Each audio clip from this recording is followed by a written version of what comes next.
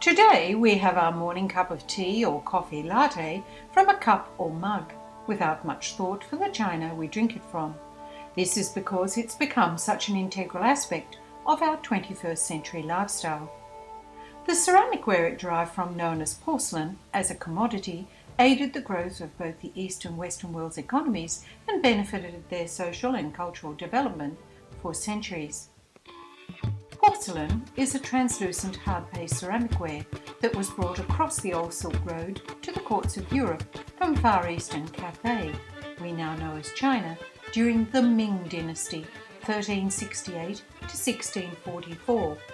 The very best came from the kilns at Jingdeshen. The secret of how to produce porcelain, as it was named by 14th century Venetian traveller Marco Polo, remained a mystery in the West for centuries. An ability to see through something so hard and impervious to liquid seemed almost magical to the princes of the courts of Europe and England. For them it represented a refinement of taste. It was given silver or gilded mounts to protect its fragility and to honour its brilliance, and it was put on display as a symbol of status, power and prestige.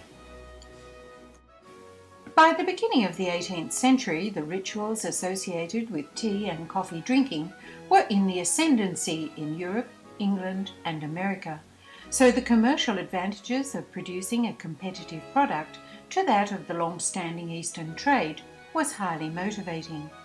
It was Augustus the Strong, Elector of Saxony, a southeastern state of modern-day Germany, who took the risks, funded experimentation and reaped the rewards.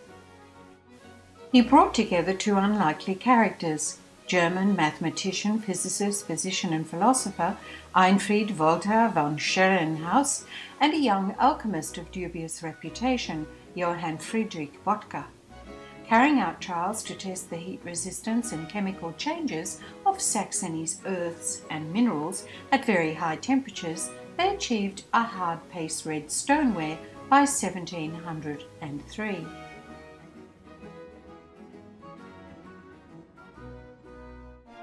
Schellinghaus died in 1708.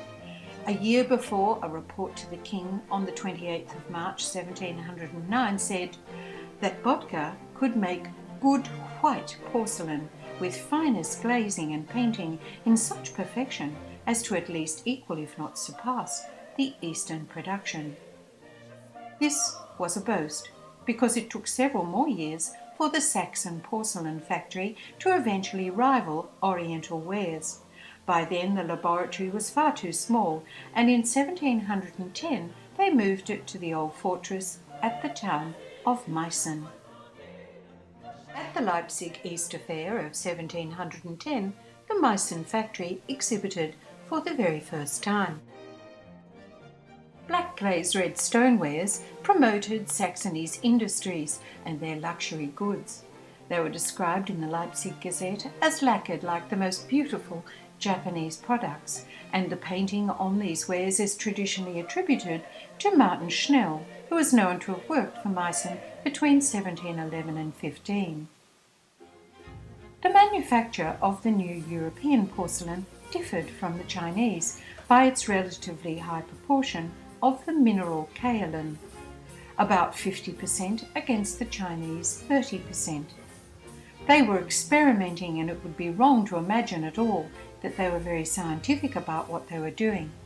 All they really knew was that in order to reproduce porcelain, they had to fire the earths at a very high temperature. This bowl of hard-paste porcelain has two delightful loop handles that extend from its interior. They are formed as twisted rose stems and extend out over the surface in modelled and applied foliage and flowers. The body itself is a creamy paste with a slightly greenish glaze. It was all about trial and error and the construction of the kilns. These remained a carefully kept secret, almost as precious as that of the composition of the paste. European pieces were fired twice against a single Chinese firing process. After the first firing they were painted and the colours embedded by the high temperatures of the second firing. The immediate public response was disappointing because many of Botka's original red stonewares were left plain or were given gilded borders, which we would today think was wonderfully minimalist. Some had delightful gilded painted Chinese scenes. However, at the time they were competing against a highly coloured and very sophisticated product from the established markets of China and the burgeoning market of Japan, so this would have been viewed in a totally different light. To assist the factory, Augustus the Strong asked the court goldsmith Johann Jakob Erminger to provide both designs and ideas for new shapes. This large jug of Botka porcelain, made about 1715, has what's called Erminger overlay, a technique that he developed for applying delicate reliefs, in this case beautiful blossoming branches. This style of porcelain was meant to be both fashionable and valuable. At Meissen, they copied the palette of colours of iron red, bluish green, yellow and light blue that were used by Japanese potter Kakiemon Sakida, with sometimes the surface enriched with additional gilding. Much use was made of Chinese models at first, but within a very short time an indigenous style emerged with its own shapes, symbols and styles.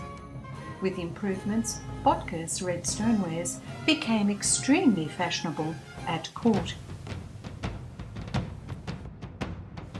It was around 1716 that beautiful wares with pink lustre inner surfaces were achieved for the first time.